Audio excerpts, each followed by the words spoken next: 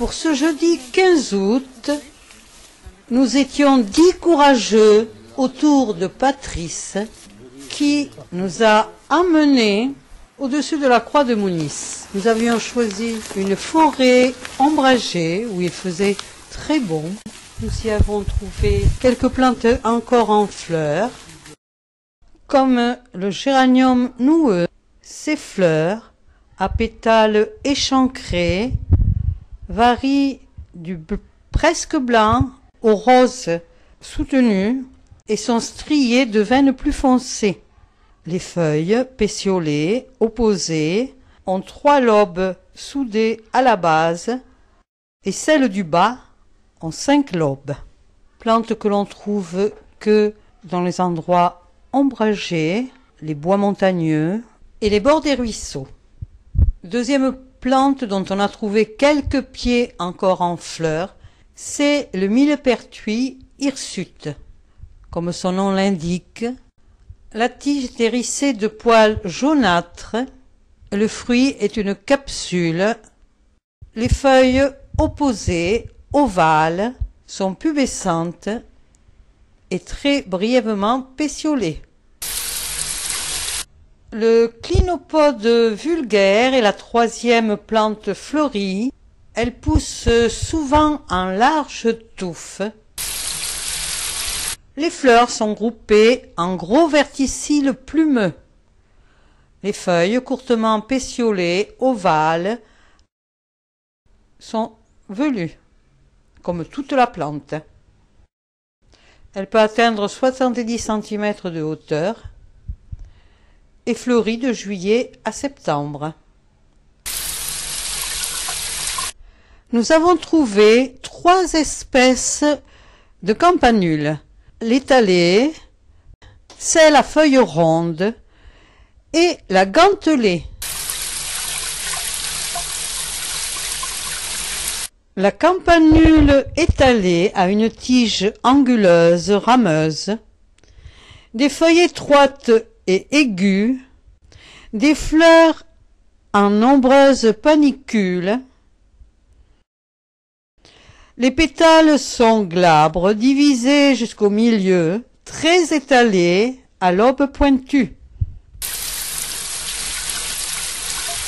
La deuxième campanule, à feuilles rondes, a une tige grêle, dont le sommet est souvent enroulé. Les feuilles de la tige sont linéaires, celles de la base rondes, mais sont absentes au moment de la floraison.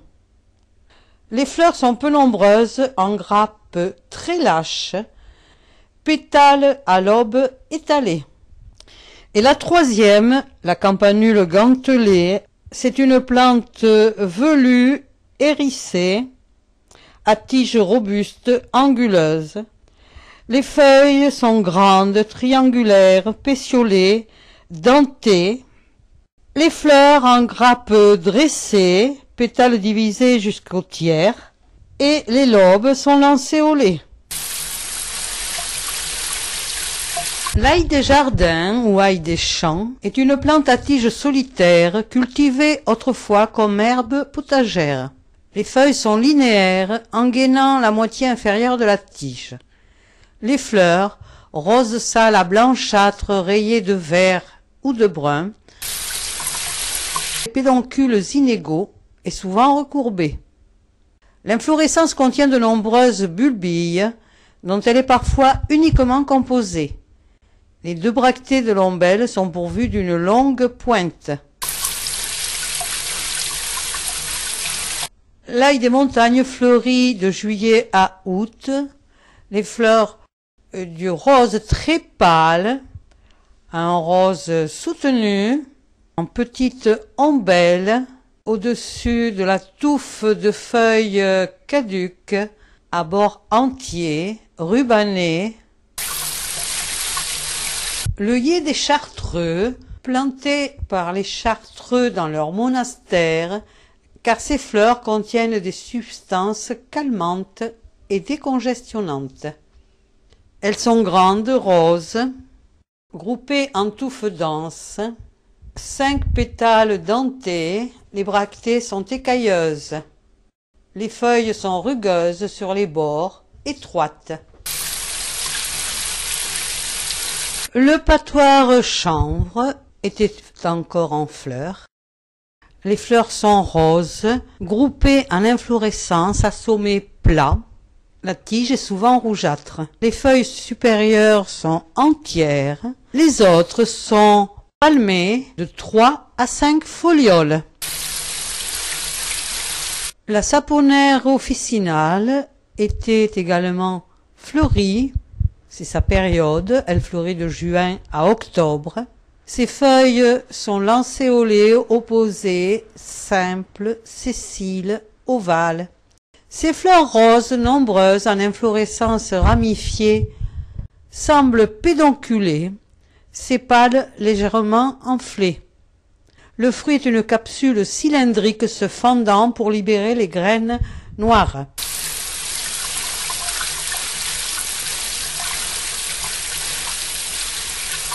Voici les pierres des bois ou orties puantes.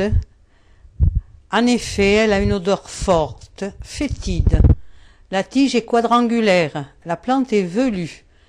Les feuilles opposées, simples, en cœur, dentées, poilues.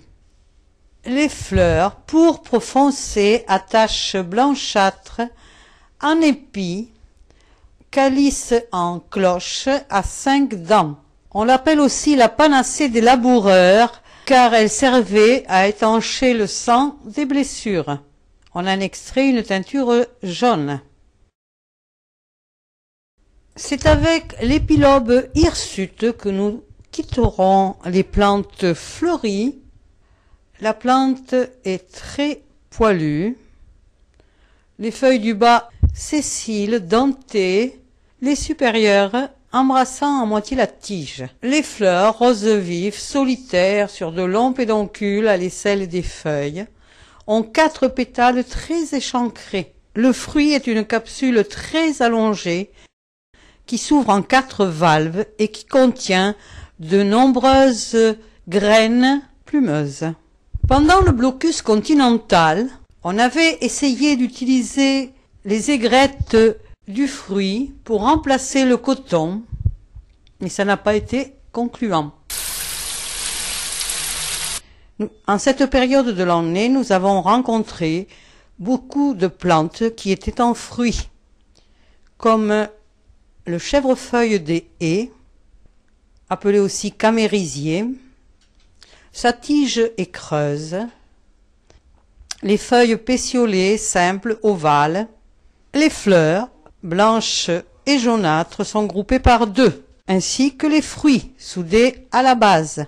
Le fruit purgatif donne un colorant rouge. Ces autres fruits sont ceux du lys martagon. Ce fruit, en forme de poire, a 6 angles.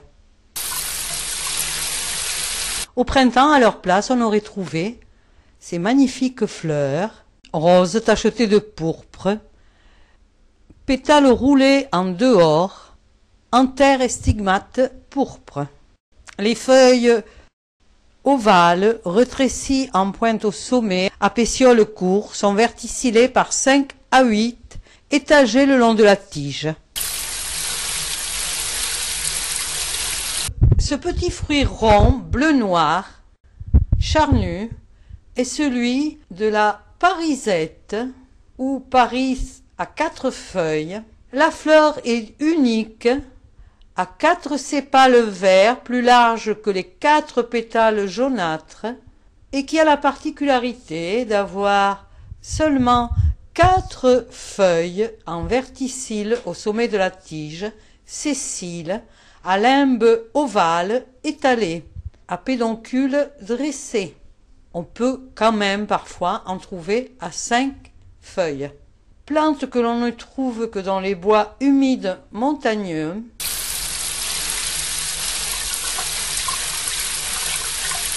Sous nos pieds, un parterre de feuilles de petites pervenches, où brusquement Patrice se met à genoux. son œil de botaniste a découvert des monotropes suspens, plante atypique de la famille des Ericacées, qui vit en symbiose avec des champignons au pied de pins sylvestres en général, avec une seule tige sur laquelle les feuilles sont réduites à des écailles, les fleurs pendantes réunies en grappes odorantes vers le sommet de la tige, ont 4 à 5 sépales et pétales. Corolle est jaune pâle, en forme de cloche. Le monotrope ne fleurit pas tous les étés, mais il peut produire de nombreuses pousses aériennes. C'est une plante rare, considérée comme une espèce en danger dans de nombreuses régions. Au retour, Patrice nous a réservé une surprise de fin de journée avec une plante qui passe inaperçue, le silène fermé. Surtout que la plante en question n'était pas fleurie, ce qui la rend encore plus difficile à voir.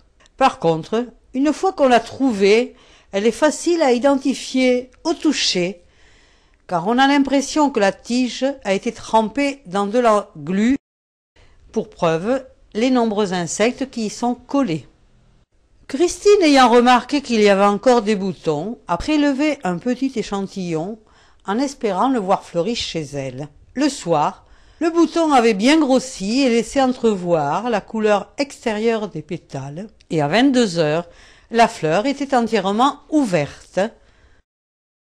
Voici une autre photo que Patrice a prise le même matin chez lui à 8h30. Le silène est donc un noctambule comme son cousin le silène nocturne.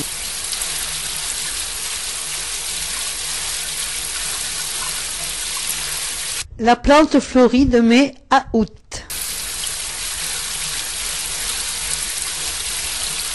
Je n'ai pas parlé de beaucoup d'autres plantes que nous avons rencontrées.